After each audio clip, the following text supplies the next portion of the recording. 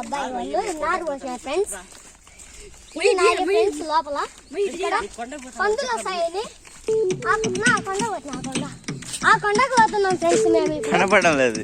అది రెప్పకుండా ఫ్రెండ్స్. దాంట్లో పాములు ఉన్నాయి ఫ్రెండ్స్.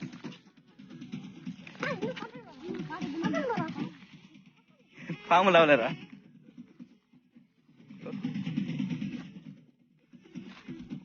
ముందు వారండి.